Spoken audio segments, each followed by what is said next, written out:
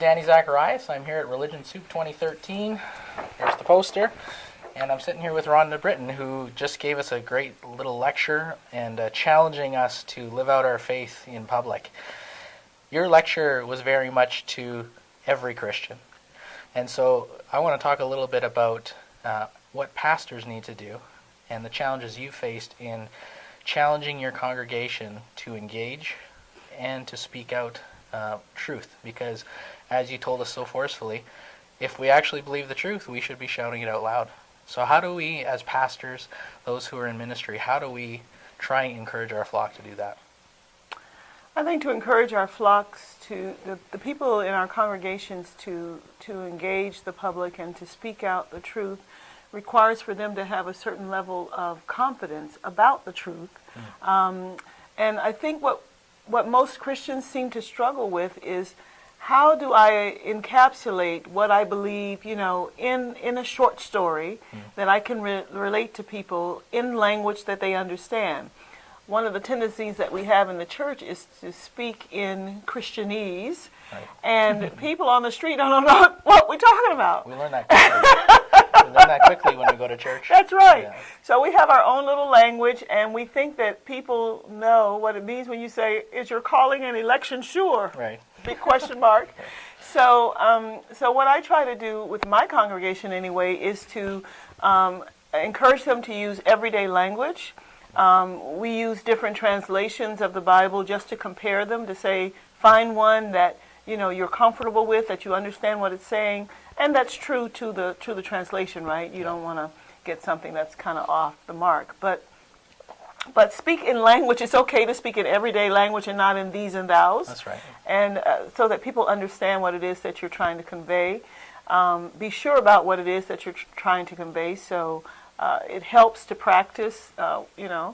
Questions will come. Sometimes in Bible study we have little sessions where people try to learn how to evangelize someone, or what would you say to a person in this situation or that situation.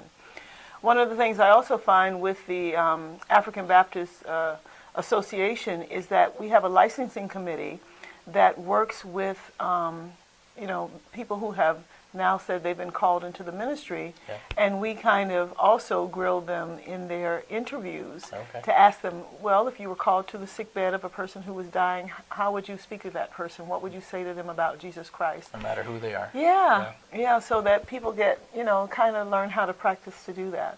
And I find that the hardest part, especially in Canada, because we don't want to offend, to live out loud, as you're saying, to declare what we believe and say it proudly. That's difficult. So how do we encourage ourselves as well as others to not be afraid to say what we believe? Well, I think that one of the lessons that we learn from Jesus Christ by his example is that we don't impose ourselves on others, right? So Jesus kind of met people where they were, and he approach them from that perspective. So whatever their understanding was, whatever truths they've been raised in, that kind of thing, that's how he opened up the conversation. Right. And then he proceeded to give them greater truth. And so I think that's the way that we have to approach it. We have to not intimidate people. We're not trying to pound down their doors or beat them over the head. We want to look for that opening. And there are lots of opportunities for those openings as you come alongside people in periods of their life, in grief, even in joy. The black church gathers quite a bit, for funerals and things like that. Right. And you have all of these family members in one room, and you find that half of them don't know Jesus Christ or haven't confessed him. And so it's a wonderful opportunity. Those who are believers in the family will say, "Pastor, talk to them," Right. So I think you say you can't talk to them. Well, they've been trying. Right. But yeah, I think building up that confidence and letting people know that it's not something that they have to go out and shout from the rooftops, that there are openings. God orchestrates these encounters that are very natural.